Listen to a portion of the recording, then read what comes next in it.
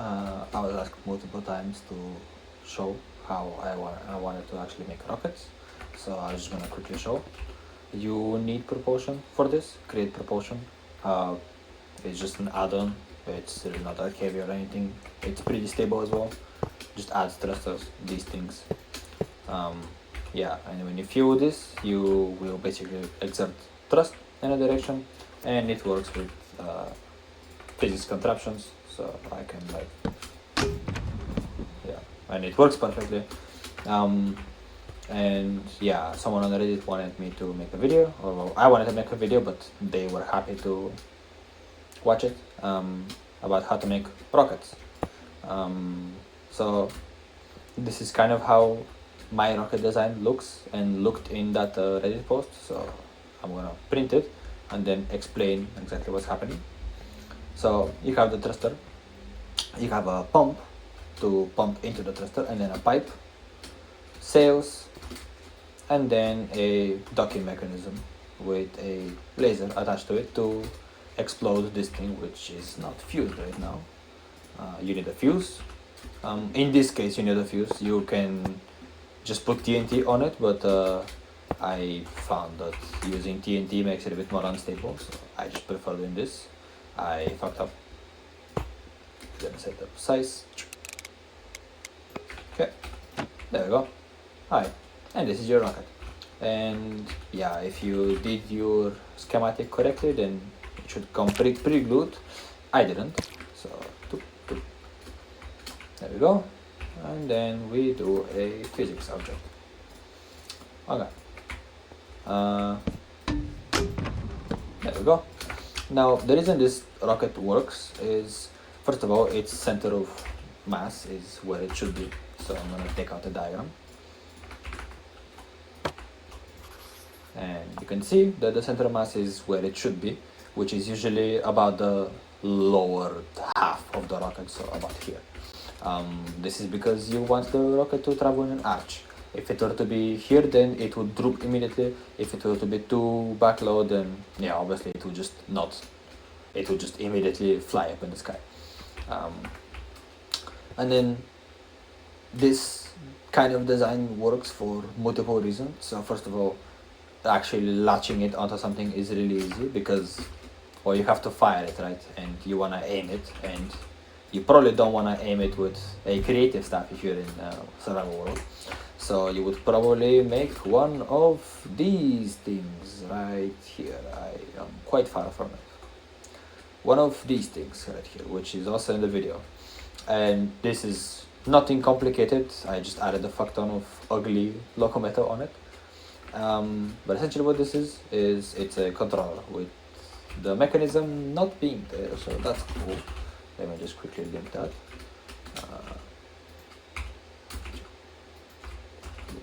Link this, and then on this one. I don't know, they're probably incorrect, but it doesn't matter right now, I just trying to show. And then when you do this, you should have, yeah, it's in the reverse, but whatever. Point still stands. Yeah. This is not complicated to do at all, this mechanism. This is a servo bearing on which I've made this platform, and then a second servo bearing because they can, you can multiply them as many times as you want. That just swivels up and down. It's genuinely not a hard thing to do at all. I think it's extremely simple. I'm gonna make one right now actually, in case some of you don't know. You can obviously skip this part if you know. Okay. Just go like this. Always have it in always lock mode, because usually when you're dealing with such tight spaces, you're most likely gonna have a lot of redstone signal going around it, like that guy. So you probably don't wanna, you know, mess that up. Another cog. Come on. Directional gear shift. And a creative motor. And then all you have to do is just link these together, and then it would work. Make sure to assemble it before that, just to check. Redstone link. Boop, boop, boop. Receiver mode, and then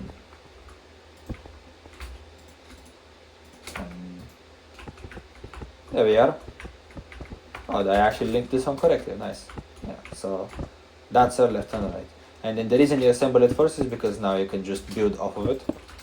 And then as long as you never disassemble it, then yeah, it's just an easier way to do it, right? And then you would make a bit of headroom if you have a control room or something, you know, cool stuff. And then toop, another swivel bearing, another one. That's the wrong button. That is definitely the wrong button. There we go. Get this, get this, get this. Linked controller. Bam. And then, yeah, the same thing again. And the reason this works is, well, because create aeronautics is nicely coded, that's why. So I messed it up again. There we go. Okay, there we go. And then this still works, as you can see. This is in fact, see, that was the deactivation. This is activation, so it does actually work still. And then you just put another power source, in this case creative motor, and then you just give this one a little toop, toop.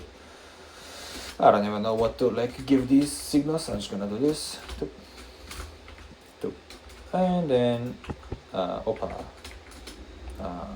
this should be W, and then this should be S.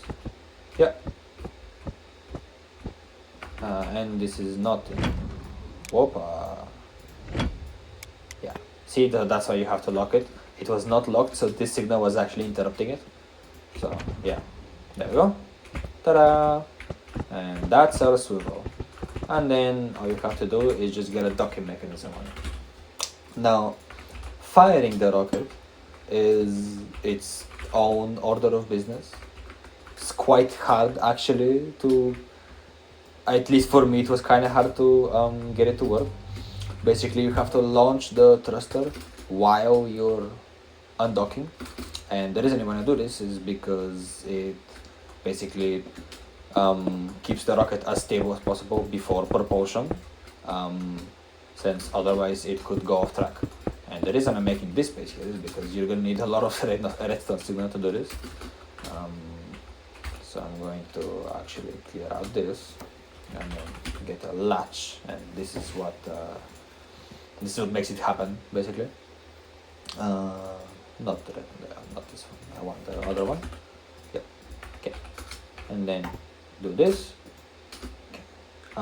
Now because I have the signal set up there, I added 2 because I already have the signal set up there. Honestly I will use it, yeah, and I'll just show it. So stuff, don't worry, I'll show how this works. Okay. So basically this is the same as over here. Essentially you have a latch here, and the latch is going to the same frequency as those two, and any other rockets, any other docking connectors will actually extend with that, obviously.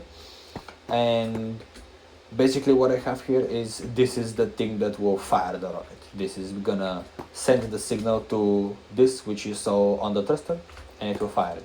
And it's in latch mode, obviously, because you want it to not fire for a millisecond, but for a bit longer. And then, yeah, you just give it a timer. 5 seconds is enough.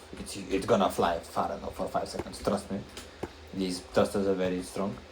And yeah, and then this here is actually for a completely different system, which I'm not gonna talk about today. It's basically just to deactivate it again, and to activate the latch, but it's fine. It's basically saying, activate this as well, and then get on a timer, and then activate the latch again to do that. So that's how the logic works. It's extremely simple actually. And then all you have to do is get this, and then you will make this an exact setup, or maybe you make a better one. I'm not good at redstone, so this is what I came up with. So all you have to do is have this one on your space. And then when you press space, I'm actually going, let me freeze this rocket before I do that. Right, let me just quickly check. Yeah, okay. So when you press space, basically all that's happening is, I'm gonna go over here. Yeah, I press space. Hold on. No. Come on. Yeah, I press space, and then this goes online. Like this goes offline, which means that the docking connectors deactivate, right? Then this goes here. This needs to be off, yes, off, and then all thrusters go online. You know, that's all. And then the timer is just reset them because it's just cleaner like that. So that's all the logic. It genuinely is not anything complicated. But it is my engineering. You probably will find a better one. Now let's power this thing and give it turpentine or any kind of fuel, doesn't matter obviously. And then doop, doop, and then yeah, we got the fuel. That's also why I put them like this, because these pipes will actually stay connected to the docking connector, which means that the structure will not fail. Otherwise your rocket will break in half if you don't, and then you can still power it with just 2 blocks. This can be a hand crank for all, doesn't matter. And yeah, then you just have your rocket with fuel. And yeah, now I guess let's fire it. So as you can see, everything's working. It moves the rocket, and then when you press space, this is extremely inaccurate, so I'm gonna go over here. Oh, it's actually a rocket. And you press space, you fire the rocket, and everything is nice and dandy. That's it.